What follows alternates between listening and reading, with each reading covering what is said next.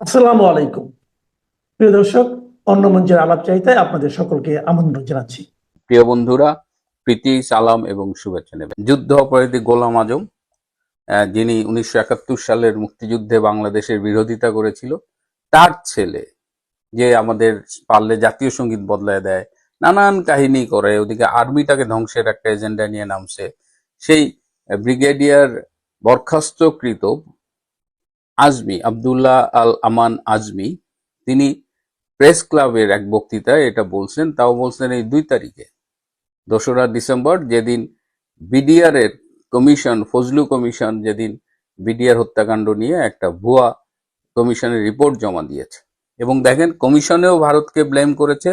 আবার এই যুদ্ধ অপরাধীর ছেলে, যার বাপ বাংলাদেশ চায় নাই, এবং বাংলাদেশ স্বাধীন হওয়ার পরেও তার বাপ কিন্তু বাংলাদেশে আসতো না, এবং বাংলাদেশের বাইরে বিভিন্ন দেশে যে সে তখন পাকিস্তানের কনফেডারেশন গড়ার জন্য চেষ্টা করেছে। এটা আপনারা গুগল করলে পাবেন, মিডিয়ায় পাবেন। তো সেই যুদ্ধ অপরাধীর ছেলে এখন নসিহত দিচ্ছে যে বাংলাদেশের শান্তি হবে না যদি ভারতকে তারা না ভাঙতে পারে। ভারতকে ভাঙবার সামর্থ্য কি এই গোলাম আজমের পুত্র বা এই রিটায়ার্ড কর্নেল হকদের আছে? আমি ভারতে আমার যে কন্ট্রাক্ট গুলো আছে, যারা পলিটিক্যাল অ্যানালিস্ট বা এই জিও পলিটিক্স নিয়ে ভাবে, তাদের কয়েকজনের সাথে আজকে এটা নিয়ে কথা বলেছি। এবং যারা আমাকে ভিডিও পাঠিয়েছে তাদের মধ্যে কেউ কেউ বলেছে যে স্যার, এটা আপনি একটু ভারতের কাউকে পাঠান। তো তারা জানে না যে আমি আমি পাওয়ার আগে এটা ভারতের অনেকেই পেয়ে গেছে। ভারতের কিছু গণমাধ্যম এটি নিয়ে সংবাদ পরিবেশন করেছে। কিন্তু আমি যখন এই এক্সপার্টদের সাথে কথা বলেছি, তারা আমাকে পাল্টা প্রশ্ন করেছে, এই আজমিটা কে? তখন আমি বলেছি যে এরকম আমাদের শীর্ষ যুদ্ধ অপরাধী গোলাম আজমের পুত্র। তখন বলেছে, আমি এটা জানতে চাই না, আমরা আসলে জানতে চাই যে তিনি বাংলাদেশ সরকারের কি বা রাষ্ট্রের কোন পদে আছে। তা বললাম, কিচ্ছু না, সে এরকম শেখ হাসিনা সরকারের একটা দীর্ঘ সময় সে দাবি করে সে কোথায় গুম আয়না ঘরে আটক ছিল, কিন্তু এখন অনেকেই বলছে সে তুরস্কে ছিল, কেউ বলে সে পাকিস্তানে ছিল, কেউ বলে পাকিস্তান হাইকমিশনে ছিল। নানান রকমের তাকে নিয়ে একটা বিতর্ক আছে। তো বলল যে দেখেন, সরকারের কেউ না, রাষ্ট্রের কেউ না, এরকম একটা লোক ভারত বিরোধী কথা বললো, আর আপনি কি ধারণা করেন যে ভারত অমনি ঝাঁপিয়ে পড়বে তার সেই কথার পরিপ্রেক্ষিতে? আমি এই কর্নেল রিটায়ার্ড হকের কথা বললাম। তো বলছে, হ্যাঁ, এটা একটা রিটায়ার্ড আর্মি অফিসারদের ওয়েলফেয়ার অর্গানাইজেশন, তার প্রেসিডেন্ট তিনি তিনি কথা বলেছেন, বাট এটা তো রাষ্ট্রেরও না, সরকারেরও না। এমনকি ডক্টর ইউনূস দায়িত্ব নেওয়ার আগে কিংবা পরবর্তীতে চায়না গিয়েও তিনি এই 7 সিস্টার্স নিয়ে আপত্তিকর কথা বলেছিল। কিন্তু পরবর্তীতে কিন্তু বাংলাদেশের পক্ষ থেকে যথেষ্ট, পারলে মাপ চাওয়ার মতো অবস্থা ছিল। তারা কিন্তু ওই জায়গাটা স্ট্যান্ড করেনি। আপনাকে বুঝতে হবে যে ভারত পৃথিবীর বৃহত্তম গণতান্ত্রিক দেশ। তো এখন আপনার বাসার সামনে এসে কেউ যদি আপনাকে গালাগালি করে, ধরেন একটা পাগল বা মানসিকভাবে অসুস্থ একটা মানুষ আপনার সামনে যদি গালাগালি করে, আপনি কি অমনি তাকে তেড়ে যাবেন? সুতরাং ভারত কি করতে হবে না করতে হবে এগুলো ভারত জানে। ভারত তার নিজস্ব স্ট্র্যাটেজি ঠিক করছে। এবং তিনি আমাকে আরো জানিয়ে রাখলেন যে এই যে শিলিগুড়ি, আমাদের নওগাঁর কাছাকাছি এরকম এই এই অঞ্চলে ভারতের 3টা সেনা বেজ, আর্মি বেজ তারা স্থাপন করেছে, এবং তারা একটা মিলিটারি স্ট্র্যাটেজি ফাইনাল করে রেখেছে। কিন্তু তার মানে এই না যে ভারতে, বাংলাদেশ থেকে কেউ কিছু বললো আর অমনি ভারত একটা অ্যাকশনে চলে যাবে।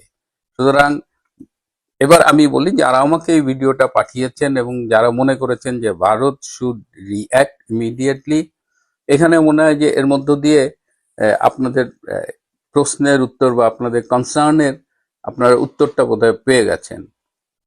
আজমির মতো ফাউল কোথায় কি বলল, তার জন্য ভারতের মতো বৃহত্তম গণতন্ত্রের দেশ রিঅ্যাক্ট করবে না।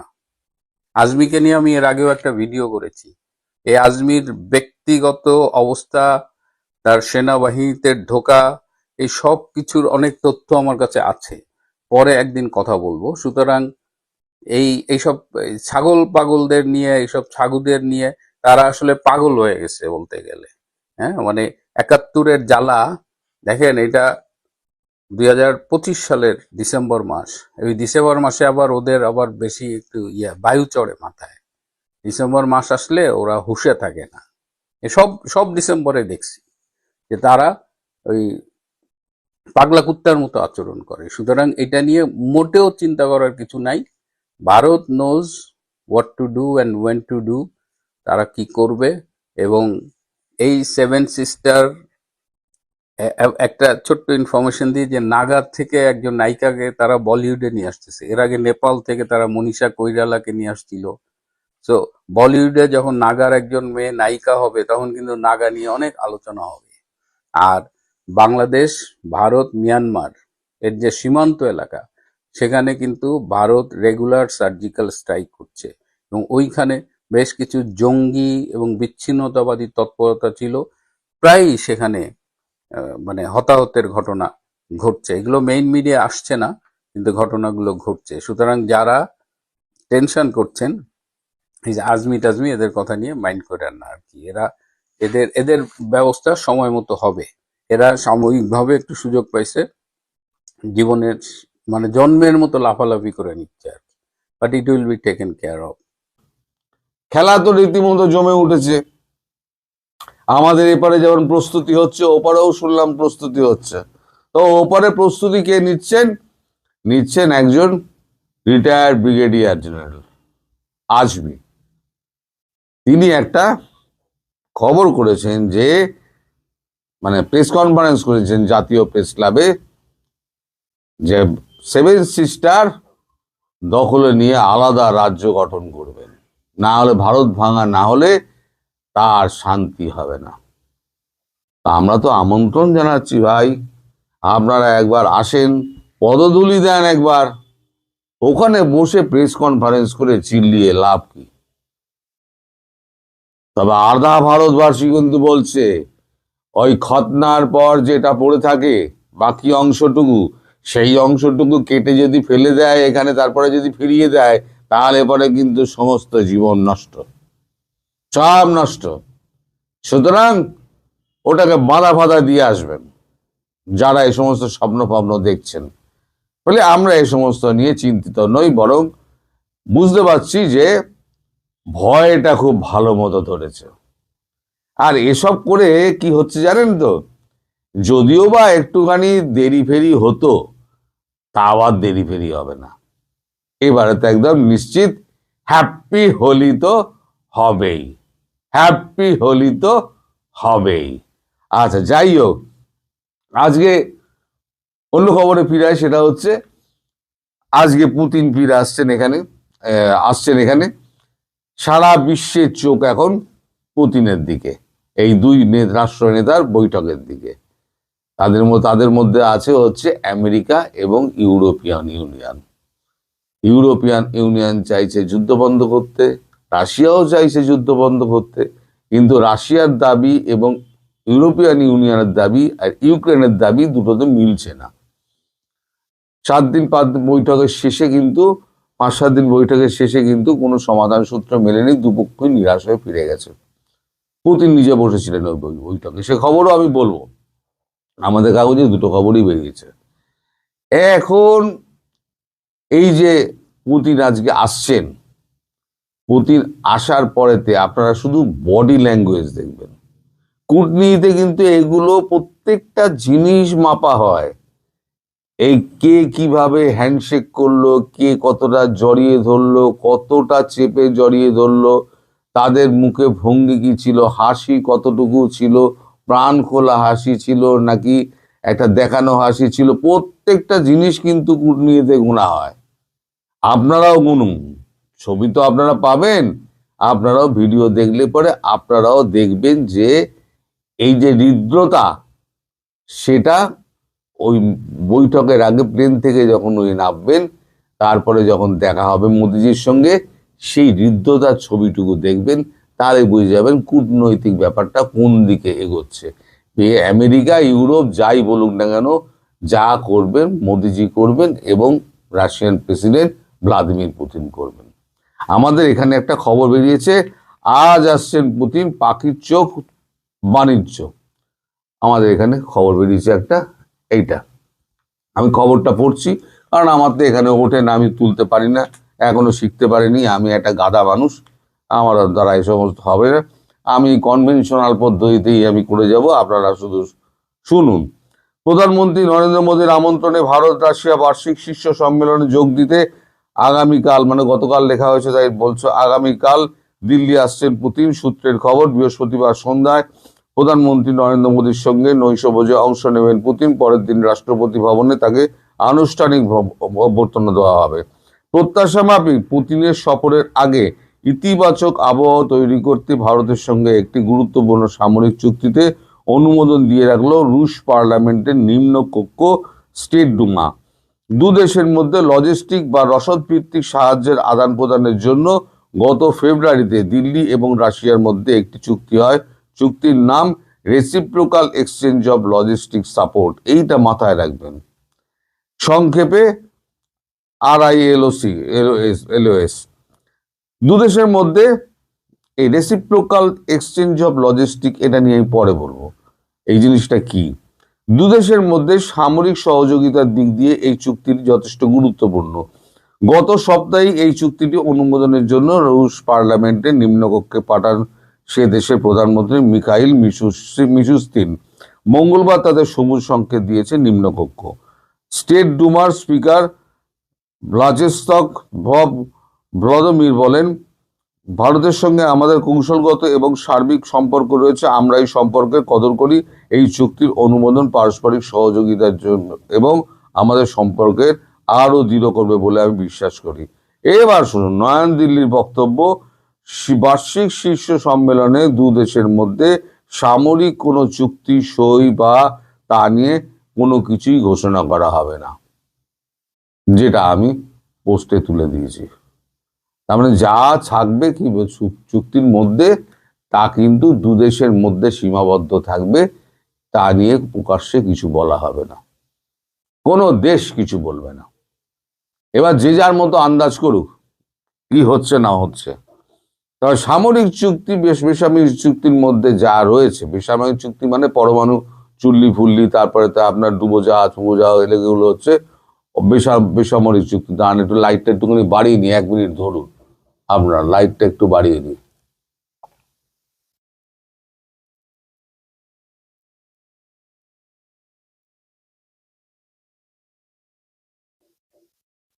হ্যাঁ, তো সামরিক বেসামরিক চুক্তি যেগুলো আছে সেগুলো মধ্যে যেটা আছে, একটা ছোট অংশ শুনতে পেলাম, সেটা হচ্ছে বাংলাদেশ ইস্যু। বাংলাদেশ ইস্যু এখানে একটা বড় জায়গা পাবে ইউক্রেনের পাশাপাশি, কারণ রাশিয়াও চাইছে ইউক্রেন যুদ্ধে একটা সমাধানে পৌঁছাক। সেখানে যখন জেলেনস্কি যখন মানে রাজি হয়েছে মোদিজির মধ্যস্থতা নিয়ে কথা বলতে, তখন পরে পুতিন নিশ্চয়ই এই সুযোগটা নেবেন এবং মোদিজিও চাইবেন এখানে একটা শান্তি স্থাপন হোক, যাতে রাশিয়া অন্যদিকে মাথা দিতে পারে। এই যুদ্ধ 4 বছর ধরে চলা যুদ্ধ রাশিয়াকে তো ব্যস্ত করে রেখেছে। রাশিয়ার তো পয়সাও ধ্বংস হচ্ছে, ইউক্রেন তো কিছু নেই। এদিকে ইউরোপিয়ান ইউনিয়ন চেঁচাচ্ছে যুদ্ধ বন্ধ করো, যুদ্ধ বন্ধ করো, যুদ্ধ না বন্ধ করছে না, তোমাদের দোষ অমুক দোষ তমুক দোষ। ভাই কাছে তুলেছিল কে? মই দিয়ে জেলেনস্কি গাছে তুলেছিল কে?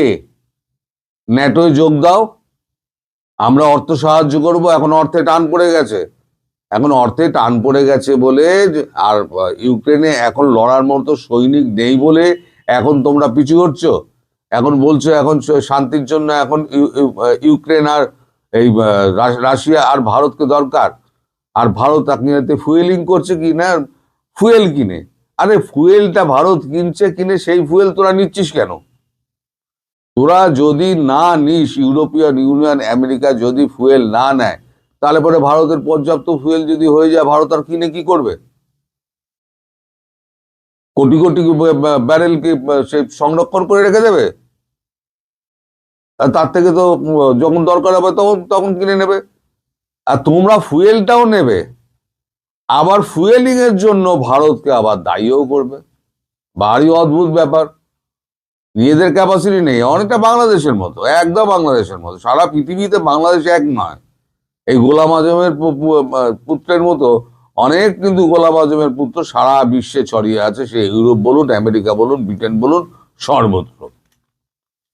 আর একটা খবর যেটা বেরিয়ে তার তলাতেই রুশ আমেরিকা বৈঠক ব্যর্থ, এই একটা খবর, এটা পড়ছি দর্শক।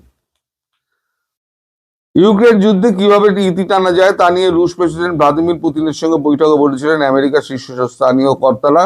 গত 5 ঘন্টা ধরে আলোচনা চললো, কিন্তু শেষমেশ খালি হাতেই ফিরতে হলো সকলকে, নিষ্পত্তি হলো না। বৈঠকে বসেছিল ক্রেমলিনে আমেরিকান প্রেসিডেন্ট ডোনাল্ড ট্রাম্পের পক্ষ থেকে উপস্থিত ছিলেন তার জামাই জ্যারেড কুশনার, বিশেষ দূত স্টিভ উইটকফ। ওপক্ষে ছিলেন খোদ পুতিন।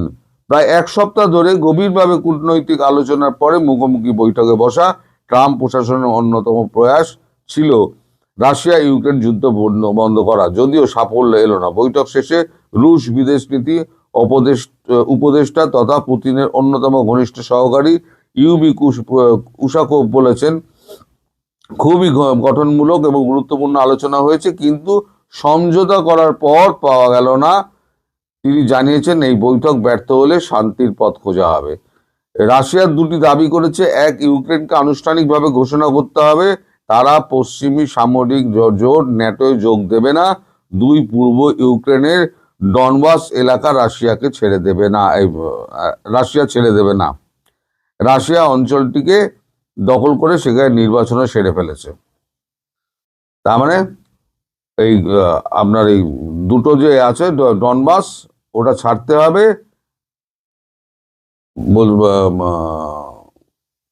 ছাড়বে না রাশিয়া বলছে, আর ইউক্রেনকে এই ন্যাটো থেকে সরে আসতে হবে। কিন্তু জেলেনস্কি এখনো একবারও বলেছে না, আমি ন্যাটোর সঙ্গে যোগ দেবো না। আমার ঘাড়ের কাছে এইরকম যদি গোলাম আজমির ছেলের মতো, এই যে ব্রিগেডিয়ার আজমি, সেই যদি নিঃশ্বাস ফেলতে থাকে, আমি 7 সিস্টার দখল করে নেব, তাহলে ভারতবর্ষ যেমন রিয়াক্ট করবে হ্যাপি দিওয়ালি করে, তেমন তো রাশিয়াও করবে। আপনার পাশের বাড়িতে হলে আপনিও করতেন, তা দোষ আপনি কাকে দেবেন? দোষ কাকে দেবেন আপনি? এখন এই নিয়ে চলছে চুলচেরা বিচার বিশ্লেষণ, এবং সমস্ত দোষ ভারতবর্ষের ঘাড়ে ঠেলে দিয়েছে ইউরোপিয়ান ইউনিয়ন এবং আমেরিকা, ব্রিটেন সব, যে ভারত ফুয়েলিং করছে। ভারত বলছে থরি কি আর করি আমি, তোদের যা বলা তুই বলে যা, আমার যা যা করার আমি করে যাব। আমি অস্ত্র চুক্তি আমার সঙ্গে যা যা হয়েছে আমেরিকার সঙ্গে হয়েছে, তোদের সঙ্গে কোনো অস্ত্র চুক্তি হয়নি। ফ্রান্সের সঙ্গে আমার আলাদা চুক্তি হয়েছে, রাফেল নিয়ে চুক্তি হয়েছে, জার্মানির সঙ্গে টেকনোলজি নিয়ে চুক্তি হয়েছে, তার চুক্তিগুলো বাতিল কর না। যদি ক্ষমতা থাকে চুক্তিগুলো বাতিল কর। ফ্রান্সের রাগ হচ্ছে, ম্যাক্রোর রাগ হচ্ছে যে SU-57 আমরা যেটা রাশিয়া থেকে নিচ্ছি, SU-57 তাদের কাছ থেকে রাফালের বদলে SU-57 নিচ্ছি কেন? আরে তোকে যে রাফালে 5 স্কোয়াড্রনের অর্ডার দেওয়া হয়েছে, সেই 5 স্কোয়াড্রন দিতে তুই তো বলেছিস আমার 6 বছর সময় লেগে যাবে। তাহলে ওই 6 বছরের জন্য কি আমি আবার বসে থাকবো? আমার আরো 5 স্কোয়াড্রন 10 স্কোয়াড্রন যদি আমার SU-57 লাগে, তাহলে তো আমি অন্য দেশের কাছে যাব যে তাদেরকে ভাগ করে দাও। তাছাড়া এত বছর ধরে আমরা রাশিয়ান সমস্ত অস্ত্র ব্যবহার করে এসেছি। 71 সালের পর থেকে আগে থেকে আমরা যখন বলছি আমেরিকা অস্ত্র দাও, আমাদের তো অস্ত্র দেন না আপনারা, তখন তো আর কেউ অস্ত্র দেয়নি। তখন তো বাধ্য হয়ে আমরা রাশিয়ার কাছ থেকে নিয়েছি, রাশিয়া হুবুর অস্ত্র দিয়েছে। সেই অস্ত্রের মেনটেনেন্স তো চাই, পার্টসগুলো পাবো কোথায়? মাল রাশিয়ার, পার্টস পাবো কোথায় আমি? আমার রাশিয়ার কাছে যেতে হবে। সুতরাং এই সমস্ত অনেক ঝামেলা আছে। এই যারা এই গোলাম আজমের ছেলের মতো যারা এই সমস্ত বলে বেড়ায় না, তারা আসলটা ভাবে না যে আমার দোষ কতটা। এই যে বাংলাদেশ নিজেরা বিচার করেছে আমার দোষ কতটা। এই যে আপনারা বারবার বলেন না যে ভারত কেন সাহায্য পাঠাচ্ছে, আমি এতদিন আপনাদের বলিনি, আজকে বলি সাহায্য কেন পাঠাচ্ছিল।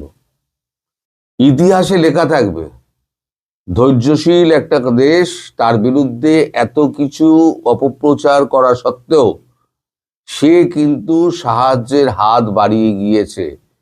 যখন একেবারে অপারগ হয়েছে তখন সে আক্রমণ করতে বাধ্য হয়েছে। যেমন পৃথিবীর কাছে মেসেজ গেল, তেমনি ইতিহাস যখন 50 বছর বাদে লেখা হবে যে বিশ্বযুদ্ধ স্বাধীনতা যুদ্ধের পর ভারত স্বাধীনতা এনে দিল, সেই যুদ্ধ করে পাকিস্তানের সঙ্গে, সেই পাকিস্তানের সঙ্গে যুদ্ধ করার স্বাধীনতা এনে দেওয়া দেশটাকে আবার আক্রমণ করলো কেন? যখন ইতিহাসটা যখন ঘাঁটা হবে না গুগলে, তখন এই সমস্ত কিছু লেখা থাকবে সেখানে। রিসার্চ যখন হবে তখন এগুলো সমস্ত লেখা থাকবে। ভারত এতদিন অব্দি 1.5 বছরের ওপর ধরে ভারত সাহায্য করে গেছে, যখন দেখেছে একেবারেই হবে না, আঙুল বেঁকাতে হবে। শেখ হাসিনা যেটা বলেছিলেন, সোজা আঙুলে ঘি উঠবে না, আঙুল বেঁকাতে হবে। সুতরাং এখন আঙুল বেঁকানোর সময় হয়েছে, তাহলে হয়ে যাবে হ্যাপি দিওয়ালি। চলো, আজকালের মধ্যেই শুরু হয়ে যাবে হ্যাপি দিওয়ালি, আপনারা নিশ্চিন্ত থাকুন। যারা যারা বলছেন না যে এই যুদ্ধ হবে না, এই যুদ্ধের দিকে আরো ঠেলে দিচ্ছে এই ব্রিগেডিয়ার আজমির মতো লোকেরা।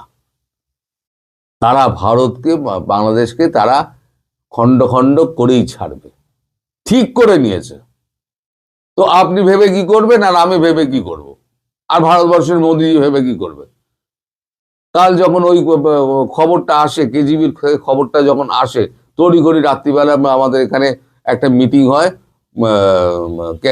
কিচেন ক্যাবিনেট মিটিং হয়। তারপরে সেই কিচেন ক্যাবিনেট সোজা গিয়ে প্রধানমন্ত্রীকে রাত্রিবেলা 12:30টার সময় প্রধানমন্ত্রীকে ব্রিফ করেন, এবং প্রধানমন্ত্রী তারপর রাত্রি 8টার সময় 3জন ডিফেন্সের কর্তা এবং তার যে সিডিএস আছেন, চিফ অফ ডিফেন্স স্টাফ, তাদেরকে ডেকে পাঠান। তাদেরকে ডেকে পাঠিয়ে যা বলার বলে দিয়েছেন। এবার তাদের উপর নির্ভর করছে কবে কি করবে না করবে। এবার আপনারা শুধু ওয়েট করুন। হ্যাপি দিওয়ালি তো হবে বলেছি অনেক আগে, অনেকে বলেছে হ্যাপি দিওয়ালি হবে না, ভারত মারবে না, ভারত মারবে না, ভারত মারবে না। আমি বলেছিলাম ভারত মারবে, আমি বলেছিলাম পাকিস্তানকে ভারত মারবে। এবার বলছি বাংলাদেশকে ভারত মেরে খণ্ড খণ্ড করে দেবে, এবং ব্রহ্মস্ত্র অন্তত একটা মারবে, আমার কথা অনুযায়ী একটা তো মারবে, মেরে ওখানে একটা হ্রদ করে দেবে, যেখানে আপনারা ইলিশ মাছ চাষ করবেন আর ধরবেন আর খাবেন, মালপত্র আর কোনো কিছু পাবেন না। অন্তত মানে চাল ডাল তেল নুনের আশা ছেড়ে দিন। দুর্ভিক্ষ আপনাদের দেশে কিন্তু হানা মারছে, শুধু সময়ের অপেক্ষা। সবাই ভালো যেন নিঃশ্বাস আটকে রাখা এক অস্বস্তিকর অপেক্ষার মধ্যে আছে। রাষ্ট্রযন্ত্র, রাজনৈতিক দল, প্রশাসন, মিডিয়া সবাই যেন একই প্রশ্নে স্থির হয়ে তাকিয়ে আছে মাত্র একটি দিকেই, বেগম খালেদা জিয়া কেমন আছেন। একজন অসুস্থ মানুষকে ঘিরে কেন পুরো দেশের মনোযোগ এমনভাবে কেন্দ্রীভূত হয়ে গেল, এই প্রশ্নটাই আসলে আমাদের সময়ের একটি গভীর রাজনৈতিক বাস্তবতাকে উন্মোচিত করে। খালেদা জিয়া কেবল একজন প্রবীণ নেত্রী নন। গত 1 বছরে, বিশেষত 5 আগস্টের নাটকীয় রাজনৈতিক ধাক্কার পর তিনি হয়ে উঠেছেন এক ধরনের সর্বজন গ্রাহ্য রাজনৈতিক প্রতীক।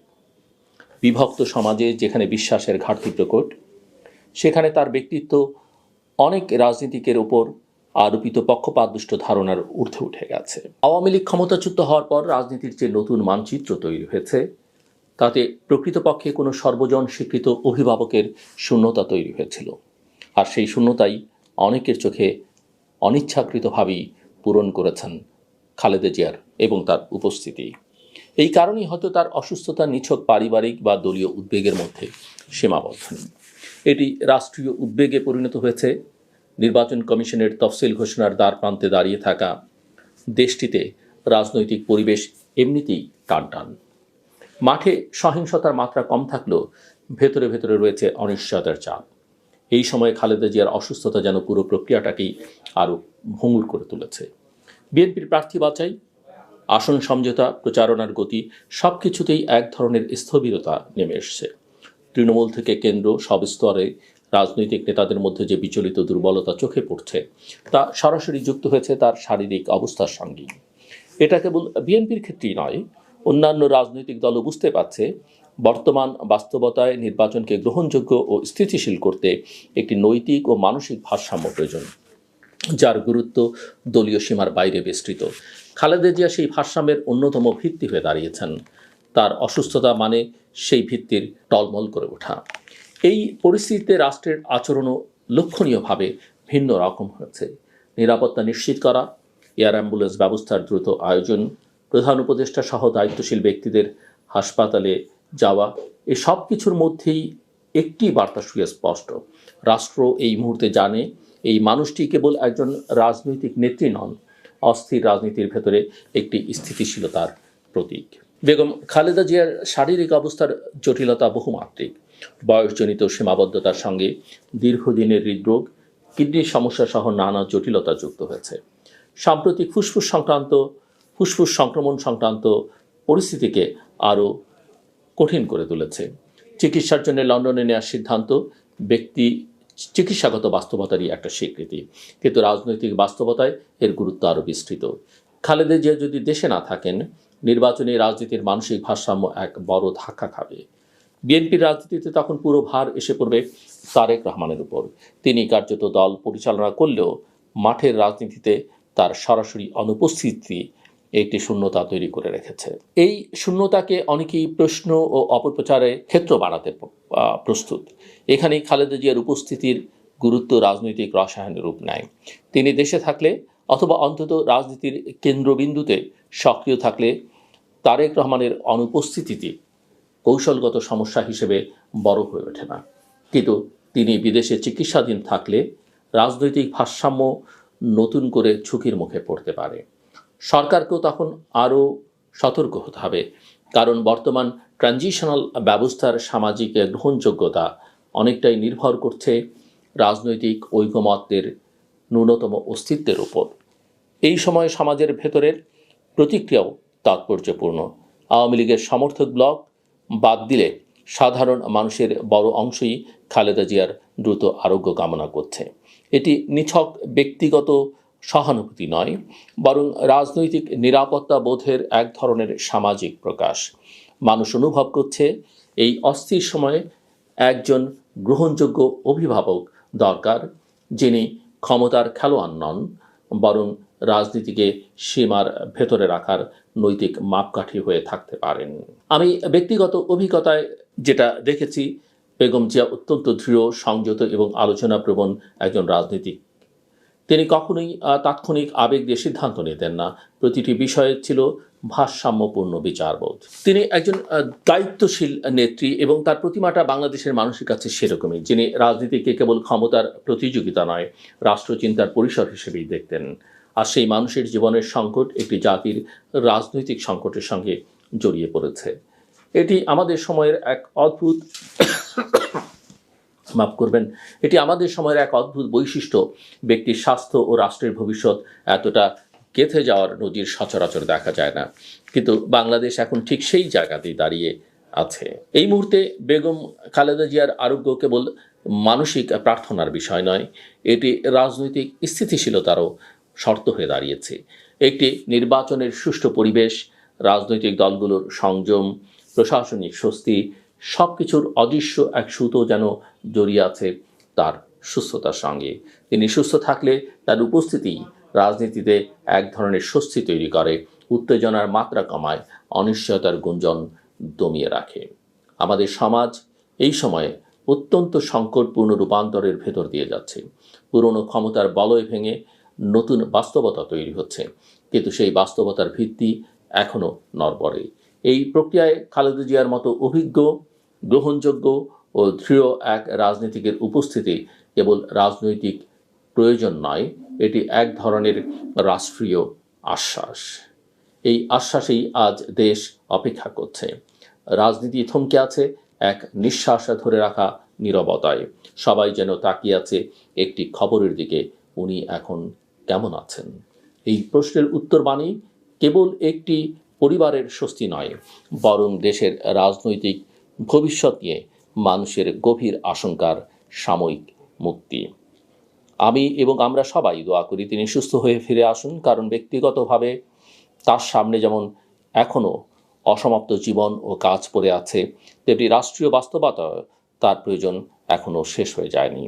বাংলাদেশের এই নড়বড়ে সময়ে তার মতো ব্যক্তিত্বের উপস্থিতি নিঃশব্দে বড় রকমের স্থিতি এনে দিতে পারে, যেটুকু স্থিতি ছাড়া কোনো নির্বাচন, কোনো গণতান্ত্রিক রূপান্তরই শেষ পর্যন্ত টেকসই হতে পারে না। আমার কথা শুনবার জন্য অসংখ্য ধন্যবাদ। আপনাদের সবার জন্য শুভকামনা।